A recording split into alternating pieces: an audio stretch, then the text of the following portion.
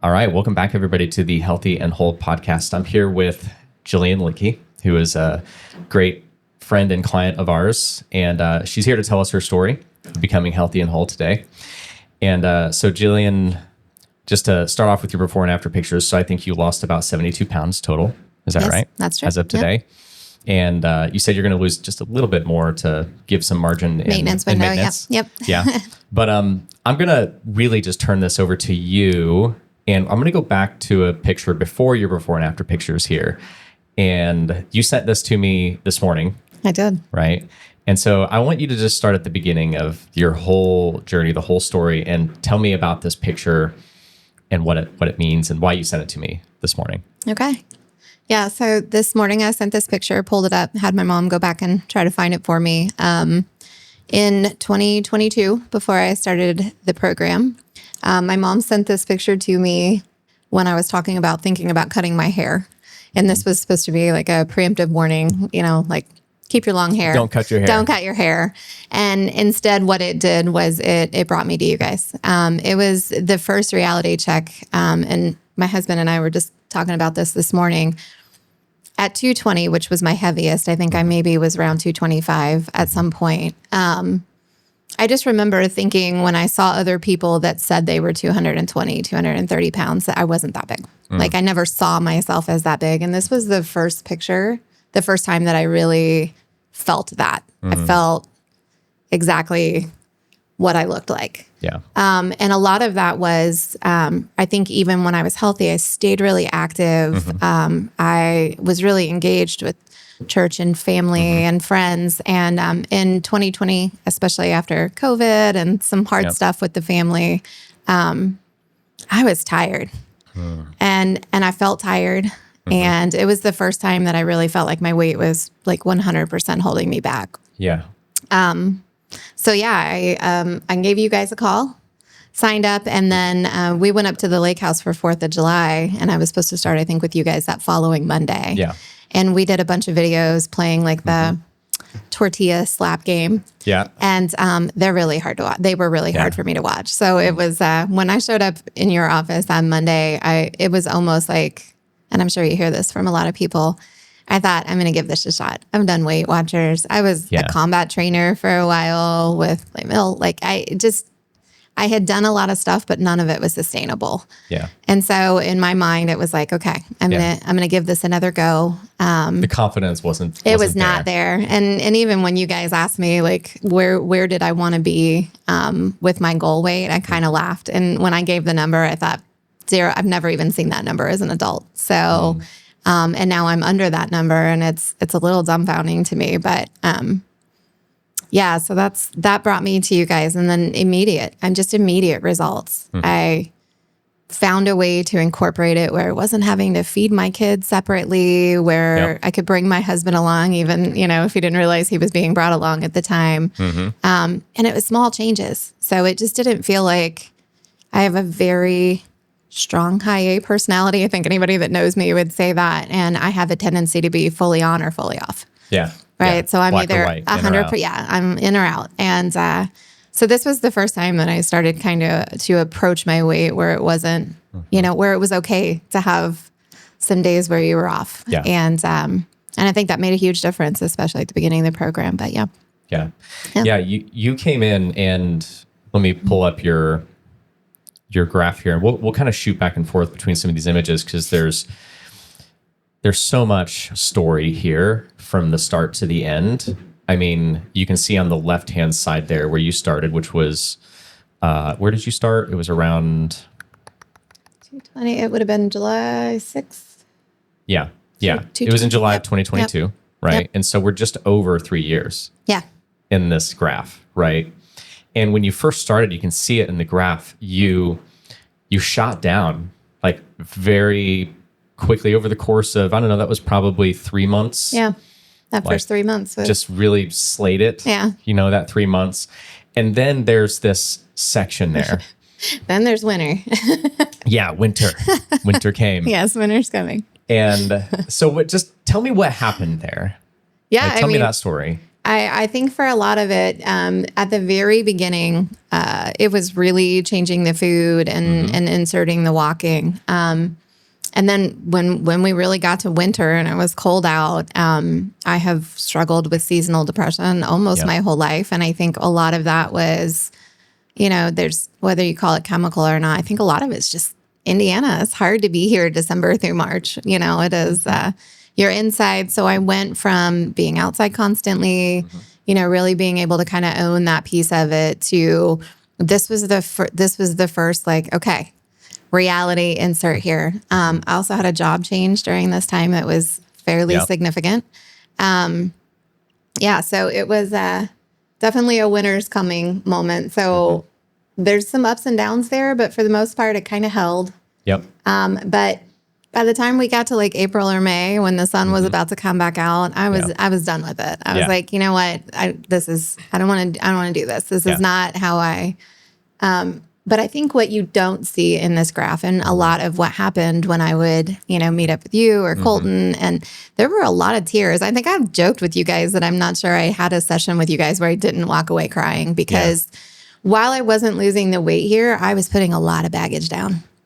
Over that time, which I think enabled then kind of the next drop that you see in the graph. Yeah, and that's why I pieced this graph together in this way, and why I wanted to approach this conversation this way is because I think a lot of people, when they're looking for a program or something to do to lose weight, they're coming at it from a solution-based mindset. Like, what's this thing? If I just find the right thing, it'll just work. Right. But that's not really how it works. There's components to it. There's the food and the nutrition and the daily habits that we put into place. But there is also, for most people, so much mental and emotional growth that has to happen. And not just growth, but like you said, baggage that, has to be put down, just stuff from life that we've kind of accumulated and picked up on the way. And that period there where you kind of held for a few months, we call that base camping. Yeah. Right? Like the imagery of climbing a mountain. I love that imagery too, because it took it away from feeling like a failure, like I wasn't progressing. Yes, absolutely. Resting is different than failing, right? Because most people, I don't know anybody who's going to go and climb Mount Everest all in one big climb. They climb, they set up camp, right? They rest. If a storm comes, they don't climb in the storm. They set up camp, they shelter, and they wait until it's the right time. And that's what you described just now. Just great imagery there. So you had a winter season of life. Literally, you had winter, and there were some wintry things in life that kind of challenged you during that time. You reached a point where you were kind of just over it. Like, hey, I don't care what's going on. I'm gonna power through this. And you started again, and you. So the scale started to move again. You started to see results again, and then we entered into another period there. And so I think what's interesting about this is it's almost like layers. Does that make sense? Like, tell me about sort of that next season there, because we had that one really lasted. There's that trough there, and then there's the gain there, right? And then something clicked for you. So kind of walk me through that next, what is that, about a year probably? So I think the small hill there, if I remember, that was kind of next winter. So and it didn't last quite as long. I didn't let myself kind of sit in it. It was more like end of December, too many family get-togethers, get back on track. And then I think, some of what you're seeing in the actual gain there is there's a lot going on there. So last summer, I was back down to kind of close to my low. We went to Europe, had a great time. I was able to, I came back from 2 weeks in Europe, only a couple pounds difference. So I was real proud of myself. So awesome. And then I had been doing some CrossFit stuff with Colton, and I started to notice that it was taking a long time for me to recover after a workout. And then I think where you see the greatest spike there, where it literally is from the bottom straight up, is there was a point where my husband was literally having to help me get out of bed. Like when I say joint pain, like I was contacting, consultants and trying to get in because they were, some of the things they were throwing away were MS and, rheumatoid arthritis and all of these something things. Is actually wrong here. I was 100%. So, we went through, and I had some challenges previously where they did some biopsies and everything came back okay. So I'm aware that I need to be aware of those things. But I went from working out with Colton and feeling like I was at my strongest, not my lowest weight, but my strongest in my life. Like I was doing things in the gym that I never thought I would be capable of doing, to literally having to have my husband help me stand up in the morning, or waking up at midnight, not being able to like close my fists or, Bizarre. And so what you see there, I think, is menopause. Okay. The bottom line there is menopause and just some really ugly battles over several months of trying to balance hormones and get back to where I was feeling more like myself. Yeah. And I think some of the challenges, and one of the reasons I think your program is really successful is because you hear me as a person. You hear my goals, you hear my struggles. And I was not having that experience with the doctors. It was, you're too young, it can't be this, and finally found a doctor, I think in October of last year, who would listen and ran the test and said, you're not being treated correctly. You're at a completely, yes, it's young. Sure. But you're in a completely different place. And once they started managing, I only had to be on medications for a couple months to kind of auto reset. And then you see the back down again, because then it was to the point where I had been walking, 20,000 steps a day, 15,000 steps a day. And I felt great. And I was working out in the gym. And then when I restarted, I had to start all over again. Like even getting 3 miles in a day to get my 10,000 was a struggle at the beginning. So I had to back down to 8. That I had to kind of, what I was a little defeating, because it was like, this is not where I was just a year ago or 6 months ago. So I had to overcome some of those doubts that I thought I had kind of tackled in the first, base camp. So Well, that's an important thing I think to point out though, is we can overcome things and we can learn and we can grow, but life is just always happening and there's new challenges that happen. And, I experienced this with depression and anxiety. I went through this period where I was really struggling with depression and anxiety. And then in the 2015 timeframe, I really started to do a lot of personal growth and had what I call the golden years, which is like a 2 or 3 year stretch where I didn't have any. Yeah. And then life happened.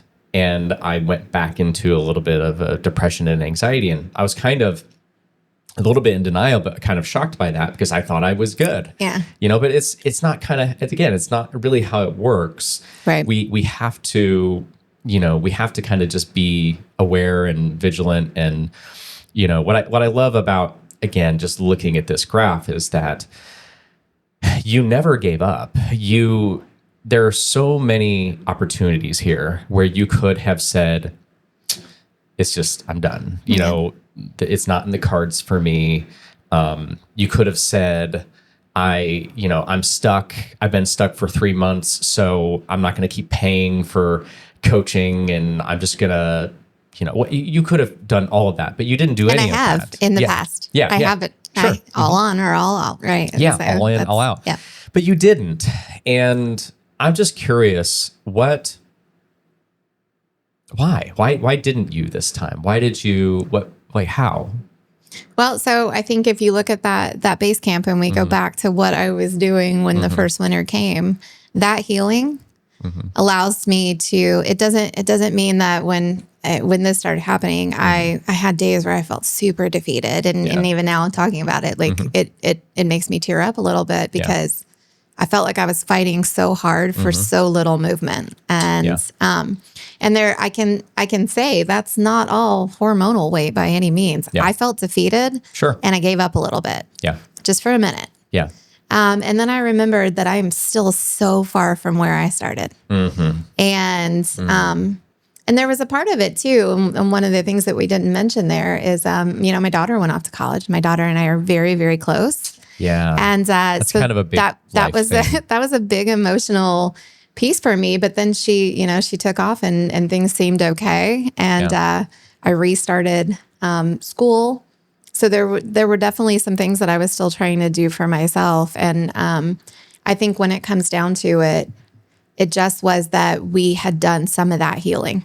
So there's not ever going to be a point in my life, I think, where there's not an inner critic. I am highly critical of myself. I unfortunately am also highly critical of others often.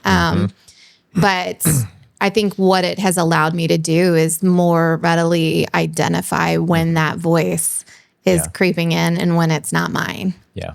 And so I do think that's the difference. I think it's why I was able to kind of, okay, let's do some resetting from a health perspective. Yeah. But mentally, the reset that I had to do at the end of that kind of plateau was much easier, is not maybe the, the right word, but the tools were already there and the mindset was already there. So it was really a decision point. Yeah. That, okay, we've got some stuff figured out. Now we need to autocorrect. We need to reset a little bit. And it was a lot easier to do that than it was the first time around when I had to heal while I was, they talk about building the boat while you're in it. Yeah.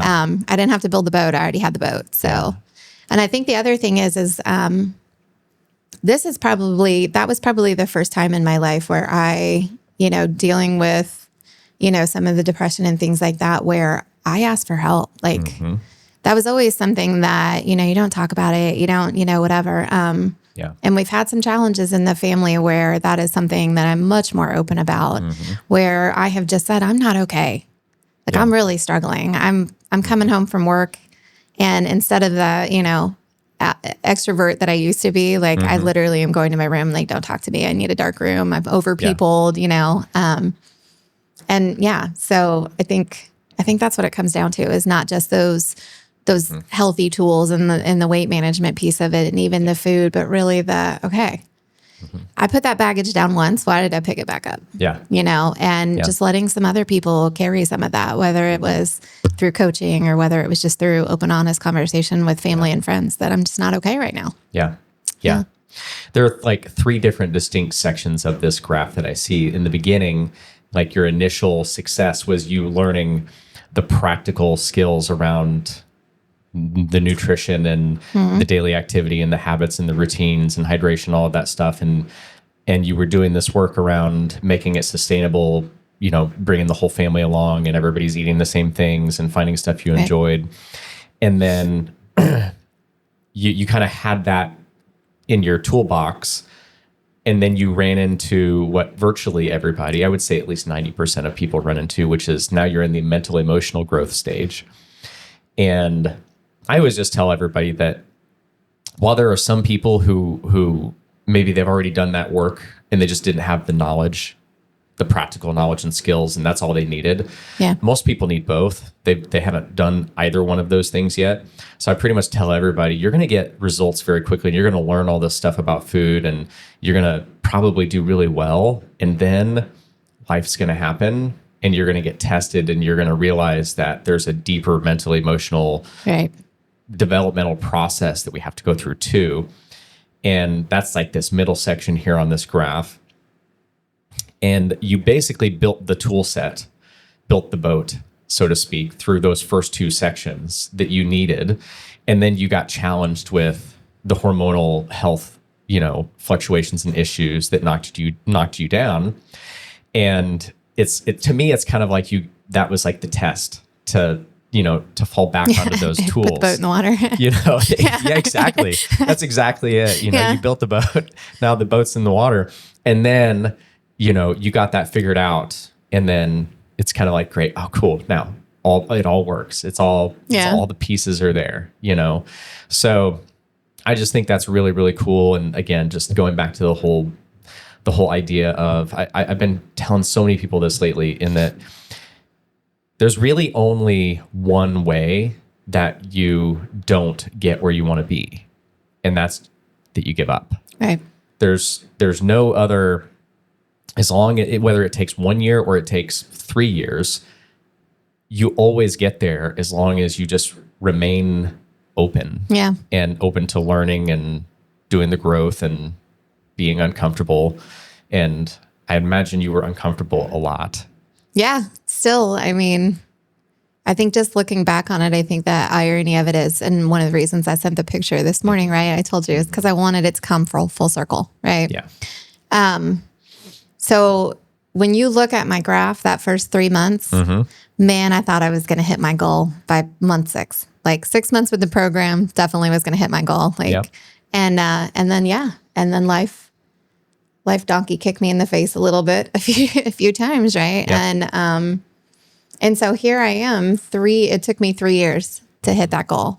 Yeah. And there are days where I can tell myself absolutely, like, you did not get where you were in 3 years. Yeah. So of course it took 3 years to do the work. And like you said, that's the mental work, that's the emotional work. And I'm still working on that. That's a maturity, continuous thing, right? Same. Yeah. So hopefully that doesn't stop just because I get maintenance. Yeah, I think that has been the hardest thing for me, is just trying to figure out that sustainability thing over the last, 20 years. I've lost hundreds and hundreds of pounds. Yeah. 20, 30 pounds at a time, regain another 5, and then, lose weight again. I've been up and down, but I've never been able to find that thing that made me feel passionate enough about me and my why to really stick with it. And I think that's the thing, is that you guys have really challenged me throughout this process to reevaluate that why throughout it, because my why was super strong at the beginning. I was tired of feeling tired. I was tired of, that picture, not being able to run around and chase my kids, of putting clothes on and feeling awful about myself. And then when I started, buying smaller sizes, and that was exciting, my why needed to be refined a little bit, right? Because I wasn't in pain quite as much anymore. And then I think even, last year when I was in my struggles, I started to have kind of those self-doubts about, I posted, earlier this week about really having to accept that we are going to fail. And that's not something that I do very well. I like to be at the top of my game. I like to be, control is a big thing, right? Yeah. And so the beginning of this graph, I had control. All right. I could control the food. I could control the menu. I could, get on with you guys. And then the moments where I've really struggled are where I wasn't the one in control of all of my circumstances. And then how do you react? How do you act differently? And I think that really is the maturity, because that's always going to be an uncomfortable space for me. I do want to control my environment. And the reality is we often don't control every component. Yeah.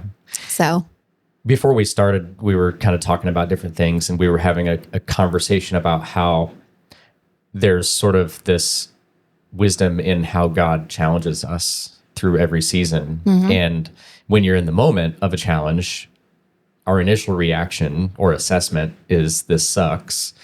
This shouldn't be this way. Right. And, why me and all of that stuff. But through faith, we start to understand that there's always like a divine reason for all of these challenges. And I love that kind of what you're describing is that you have this like character part of you where you like to be in control, and the challenges that you had to persevere through were all opportunities for you to learn how to navigate that differently. yeah, Than like to mature through that process. You probably still wrestle for control constantly.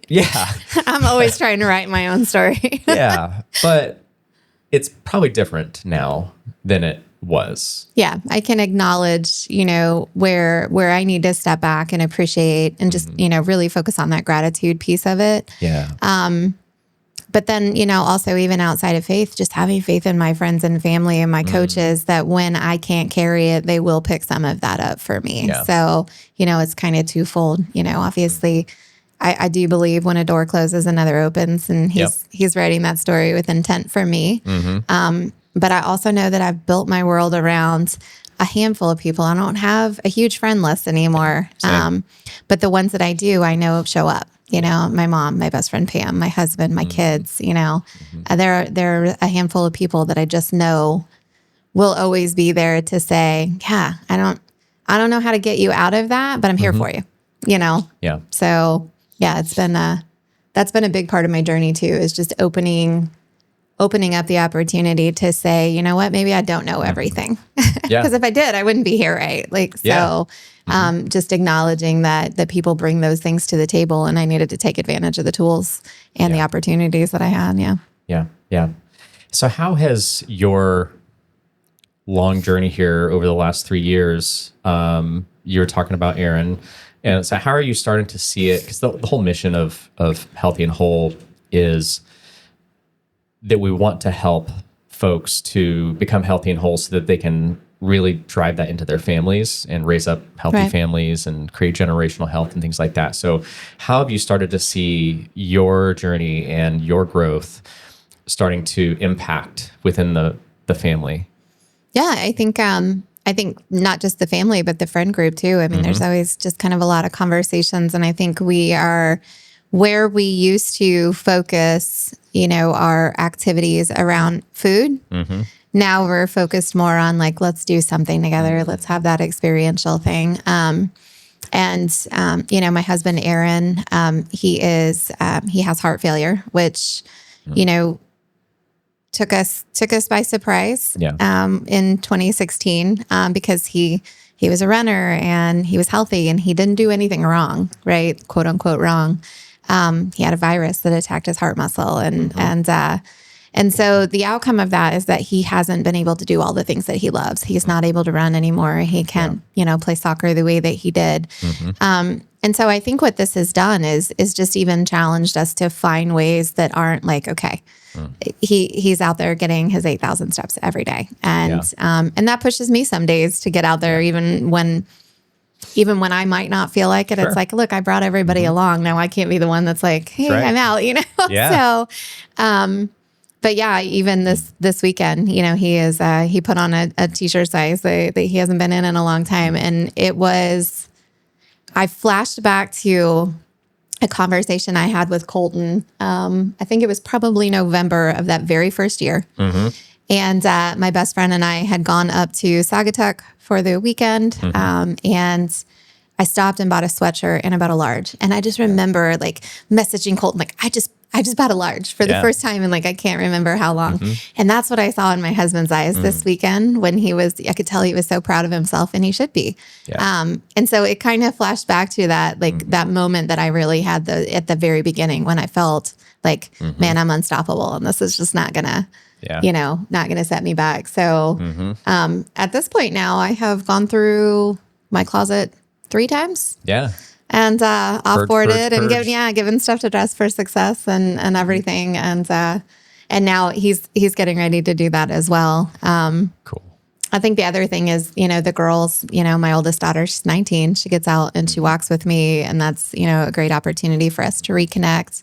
And then my little one, who's our little sporty spice, like I said, I was telling you earlier, she loves to flex on somebody. She loves to show off her muscles. And when she describes herself as strong, not skinny, you know, not all of these words that you see out there that are meaningless, but strong. And I love that. I want my girls to always see themselves as smart and strong and loved before they see themselves as, you know, needing that validation for their, you know, their outward. Because I think you get there, whether I had a really strong mom. And I think that there's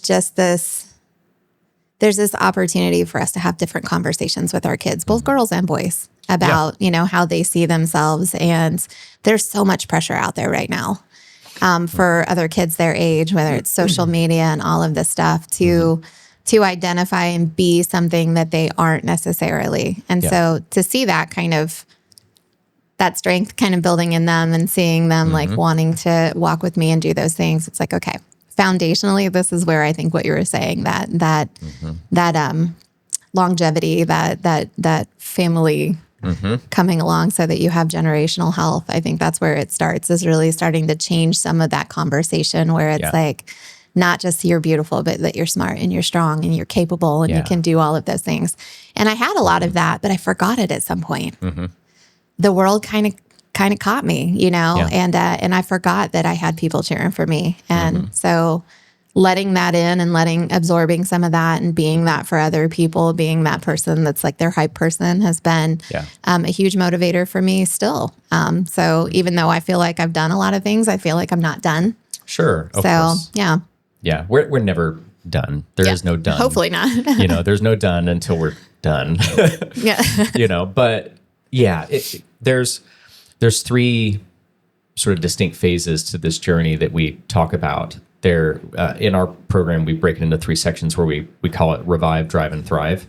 And the Revive section of the journey is like where you started, where you're in pain, and you're literally reviving your physical and your mental and your emotional health. And then you kind of get through that first battle in that first phase, and then you kind of enter into what we call the Drive phase, which is where you kind of you get some higher level goals. You kind of get a little bit of confidence and you know, realize your strength and things like that. You built the boat and things like that. And you start to press your way toward the end goal and do all that stuff. And then there's the Thrive phase, which is where we really start to see you transitioning and like really having that identity piece of it.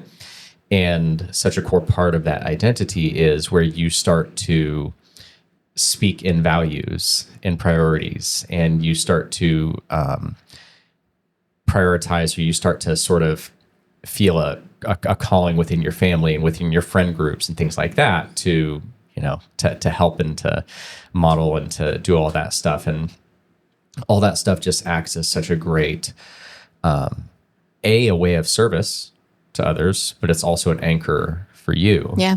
You know, and anchoring you into this, you know. And so, yeah, it's just really cool to see that sort of that whole journey in completion when we look at your journey. Like I said, you're not done. You'll never be done. Yeah. Now, you told me that from the very beginning, though. You're like, there's never going to be a point where you don't have to think about what you're eating, or where you don't have to think about, you know, your activity and stuff like that. And I think that was, for me, a big eye opener, because it was like I had approached weight loss as like, oh, when I hit that goal, then I'm done. But you can see, I mean, I've bounced around a little bit. So just because I'm where I want to be today doesn't mean that I couldn't be back, you know, totally back there. Yeah, absolutely. Yeah, there is no done state.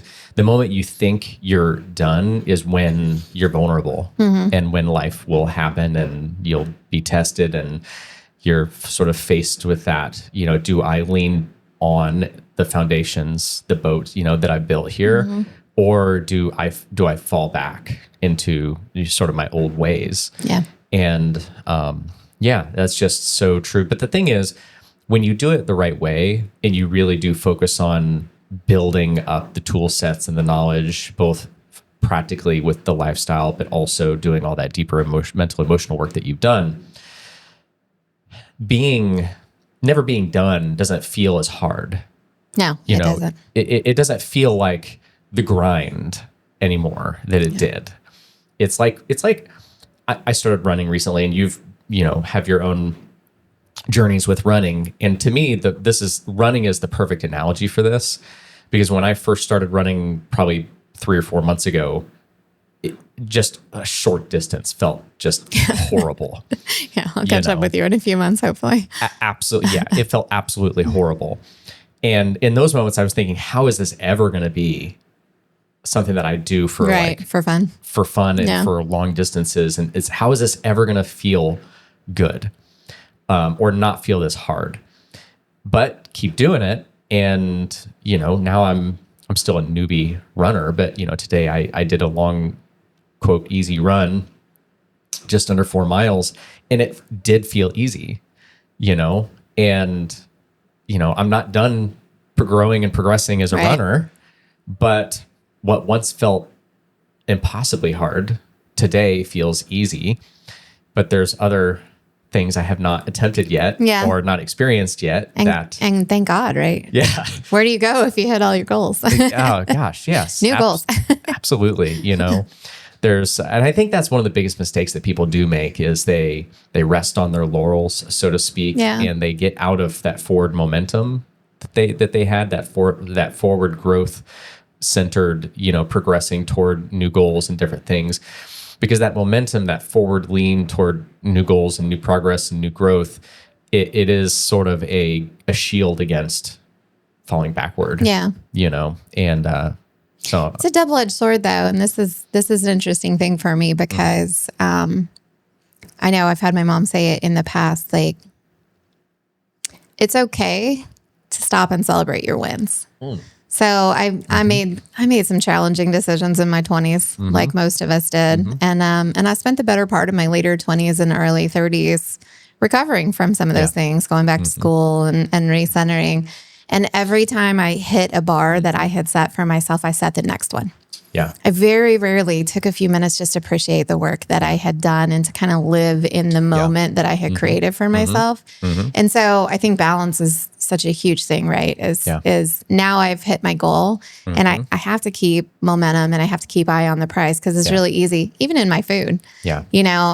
I go back every once in a while to measuring and I notice that a quarter cup has become closer to half a cup or, because we think we know and then we two start, tablespoons of peanut butter became the cup, 4. Yeah. So I think there's part of that too, but I think there is a happy balance between resetting the bar and pushing yourself to achieve new things, but also, appreciating how far you've come and everything doesn't have to be hard fought. Yes. So I think for me, my next goal is just to sustain, to be grateful for the progress and just to continue to use those tools and to see that. And maintenance is a great opportunity. I'm finally at that point where I can say, okay, now how do I still let some of that stuff in without it having to be all on or all off? And, but at the same time, like I don't, I'll be walking the Monumental. My goal is to start adding some running in, but I've done the Monumental before, not the full. Sure. I really want to do a full marathon, but, so just setting those small things to say, you know what, that's something and it shows how far I've come. But at the same time, I'm not looking to climb Mount Everest. I'm not looking to be somebody that I'm not either. So just, levels. No, the whole thing. Like, well, when are you going to do the marathon? And then like the half marathon will nearly kill me. I hate it every time I do it, but I feel amazing about myself after I do it. So that's kind of the, just setting some of those bars that are maybe not like, high jump bars, but rather just some hurdles. Yeah. Well, that was a big lesson for me in the business world. Growth is the same, I think, whether it's in weight loss or mental emotional health or business or relationships. The fundamentals are kind of like all the same. It's just applied in different arenas. And this was a lesson that I kind of really learned in the business world. And my coach helped me to understand this when we first started the program as it is. We had 2 just massive growth years where we sort of the program doubled in size 2 years over. And the easy thing is to think, well, we've got to keep it going. We have to every year get bigger. Yeah. We have to keep growing.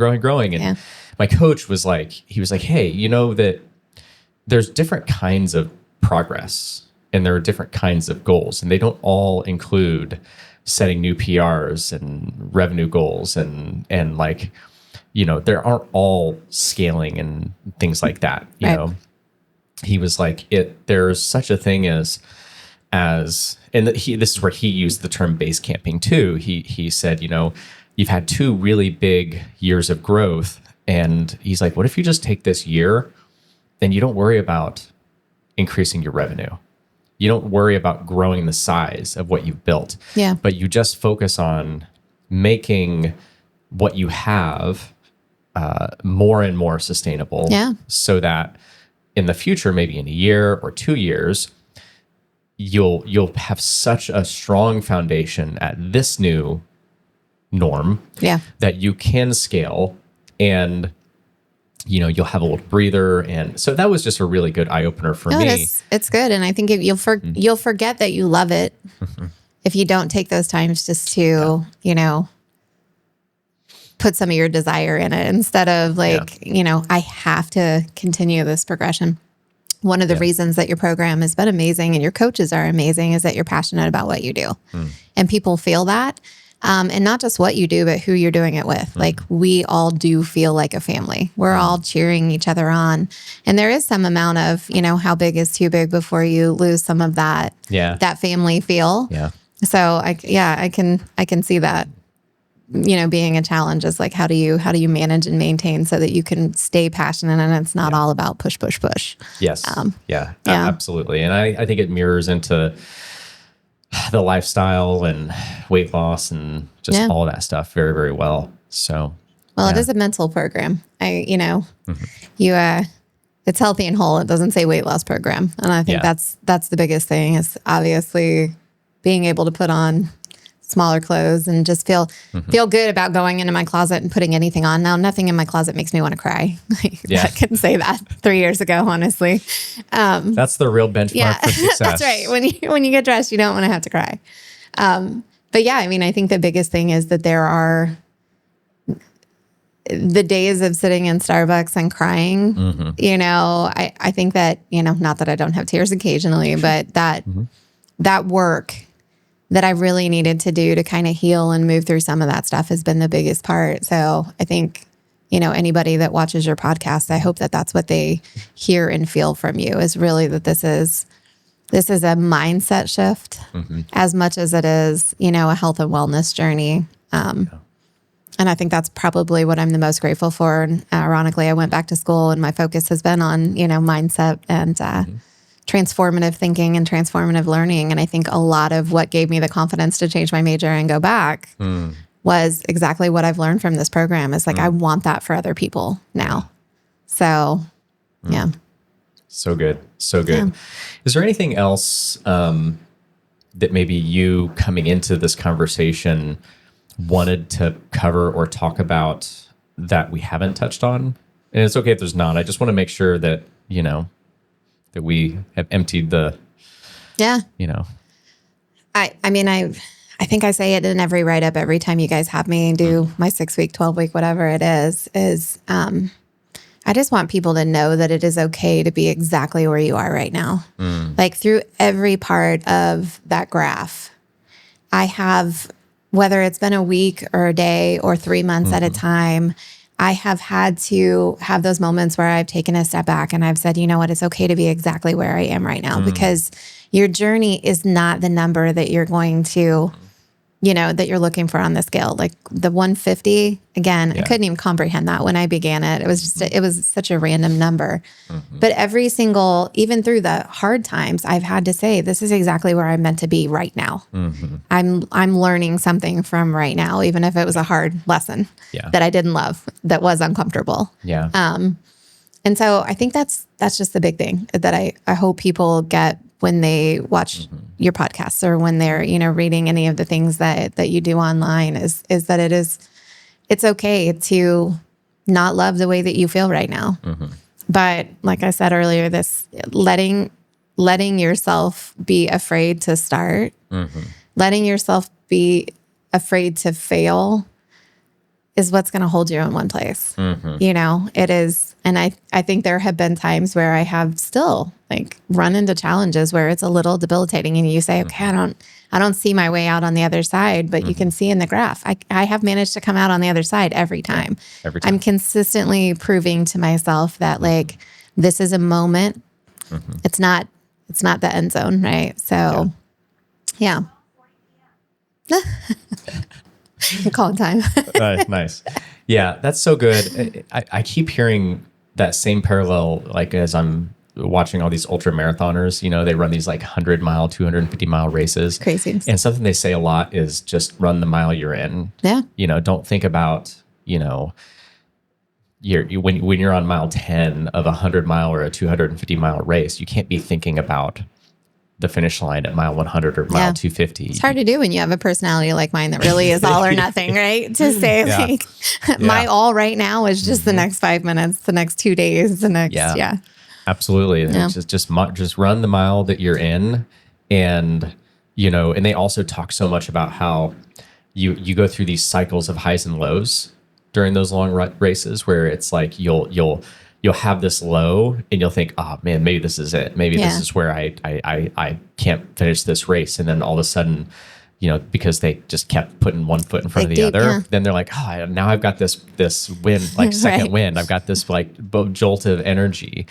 And I just think it comes down to just you got to keep going. Yeah. You just have to keep going through. Just keep reevaluating that why. I think, I don't know, it was somewhere in this little zone here. Yeah. Where, reevaluating my why, I was struggling to get my why any stronger. And so there was some time there where I said, okay, like maybe that initial goal that I set for myself isn't the goal. And, I'm pretty comfortable where I'm at right now.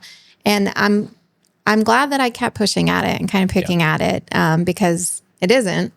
I love where I'm at right now. I'm also at a point where I don't want to go down too much further. I'm happy and content and I feel strong and I can kind of build on that. But my why for that couple months, I couldn't really wrap myself around. But then when I hit the hard times, my why got a little stronger, right? And now it's not just my why is like getting back to where I was. My why is really making sure, that I am creating that sustainability for myself. Because my girls need that. My husband needs that. The people that are around me need that. I need that. So where my why used to be around like, all right, I want to be able to get up and move and do these things. Now it's different because I can do all of those things and I continue to push myself and surprise myself with what I'm able to accomplish. So it's just continue to kind of poke at it, and that's what I have to do like every single day. Like, why is this important to me today? It was important 6 months ago. Maybe it shouldn't be the most important thing right now.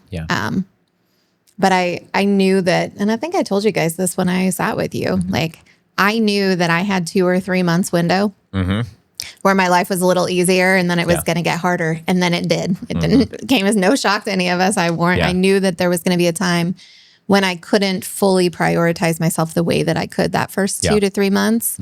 But then now I have to ask myself, like, why? Why was I okay that there was only going to be a 2 or 3 month, period where I could prioritize myself. And, some of these bumps that you see are really those times where I have lost focus on keeping that time for myself, where I have questioned whether filling my cup first was really the right thing to do. You should hear everybody say it, right? Make sure you put your kid's mask on first when they drop down. But you can't pour out of an empty cup. And there have definitely been times in the 3 years where I have been empty and I needed poured into instead of being the one to pour out. And you gotta find those people, your coaches, your crew that will pour into you in those times. Because man, the pit's hard to climb out of. It really is. You guys weren't lying when anybody that hasn't watched that one needs to go back and rewatch it. Like I don't know, every 6 months or so. Because that's a real deal. For people who don't know what you're referring to, so we have a module in our course called the Client Journey, and we describe the literal mental emotional journey that people are going to go through. And there are 4 stages of that journey. There's the hope, which is where we start. And we're riding on vibes. Riding on high, Basically. We're uncomfortable, but we're also really excited. Because we have this new opportunity. And then that energy dissipates. We get either enough results that we're no longer super uncomfortable, which you described, and or we just get far enough away from the excitement of that beginning that that energy dissipates and we slip into what we call the pit, right? And that's where you're describing it. Like that was just really, really hard to climb out of. And it's hard to climb out of, period. It's really hard to climb out on your own. And that's why I am so in love with the community that we do have at Healthy and Whole and the coaching team, just all of that together, it does feel like family. Yeah. And they treat each other and they encourage each other and they push each other at times like family. And it just really helps to have that, to slowly climb out of that pit. Yeah. And then you start the climb, which is, that's like, to me, that's the most transformative part of the journey, is that's where like you really get tested and you persevere through, and there was a verse that someone, another client in the program sent me earlier today. Let me pull it up and I'll read it here. She sent me this verse from, let's see here. It is from Ecclesiastes 10:10. And it says, if the axe is dull and one does not sharpen the edge, then he must use more strength. But wisdom brings success. And like that whole climb is like where we sharpen the axe. That's right. I tell my team that all the time. Iron sharpens iron, right? So yeah. And then we get to the mountaintop, and people think that when you get to your goal, you're at the mountaintop and you're just done. Yeah. But, the analogy I give to people is that storms come through on the mountaintop too. Right. And they can blow you right off the top of the mountaintop. So then starts the process that you're about to start, which is where you said, okay, now I'm going to learn, like really learn and experience maintaining. Right. And that's like where we start to literally sort of build our house at the top of that mountain so that when the storms come through. Yeah, I'm excited for that. That is a whole new phase of your journey for you. That's true. I'm still going back to the pit, still going back to the beginning, and just kind of resetting when things get off the rail a little bit. And I think that I love that you guys have this set up in a way where it's like, okay, I can, and I've had a lot of friends too that, they say, like, you weigh in every single day. I'm like, I weigh in so that I have data. I'm a data person. Yes. Right. Mm-hmm. So I know that yesterday I had tacos and I expect today to go up, and I know tomorrow I'll come back down. It's a point in time. I did not eat enough calories yesterday for that to be, or, again, it's just information. And I think so much of this program is just information, and it can be a little information overload sometimes when you want to do it all at one time. And I think even now, every single day, when you guys have your challenges and stuff, I'm terrible. Sure. I don't ever get all the points, because like this week, what I have the energy to wrap my brain around is I'm going to get my walking in, and I'm going to eat well, and probably get my water. And there are some weeks where I'm like, I'm going to get my water and I'm going to get out of bed every day and not cry. And that's, that's okay too. Cause that's what life is going to look like for the rest of my life is really just okay. Yeah. I know those tools, and I know they might not all fit in today, but they don't go away. Like we know you don't throw away the hammer just because you're using a screwdriver. Right. Yes. So, very much so. Yeah. That's such an important thing because that's life. Yeah. That is life. And you are basically learning and have learned, and will continue to hone that skill of just kind of like knowing like what tools am I using right now in this moment, in this week, and knowing when to hit the gas, knowing when to kind of let your foot off the gas a little bit, when to hit the brake. And it's just such a learning process, but very good. Yeah. Awesome. Any last words for folks who are right here where you were? Make the call, find the people, whether it's your program or whether it's just building a community. I call it a board of directors that I have in my life. And, you and Colton are part of that. My mom, people that I work with, people that pour into me when I feel empty. If it's not this and it's not this moment, like just start to build out that community that is going to be there when you do get this picture from your mom about a haircut that you probably shouldn't make. And you have that moment of like, aha. Then you're already going to have that community around you. You're already going to know where the tools are. Did you get the haircut? No. You did not get I did not. I don't think I've had my haircut since then. Thanks, Mom. Yeah. Well, it just grows with every one of these pictures too. So. I love it. Yeah. Well, those are powerful words. And I want to thank you for coming on here and going deep and sharing your story and talking through all the different stages of that, and for the encouraging words to folks who are where you were in that picture and to help them to get started on their journey as well. So yeah, thanks for having me. It's been fun to come kind of full circle now that I'm at goal, and I look forward to talking to you here in a couple of years, and my line will just perfect maintenance. Absolutely. Right? Yes. Perfectly imperfect. Yes, absolutely. This will not be the last time that you come on here and share some fun stuff. And for those who are listening, if you have not yet subscribed to the podcast channel and you'd like to do so, go ahead and subscribe. We'd love to have you. And that's it for today. We'll see you next time. Thanks, Matt. Bye-bye. Thanks, everyone.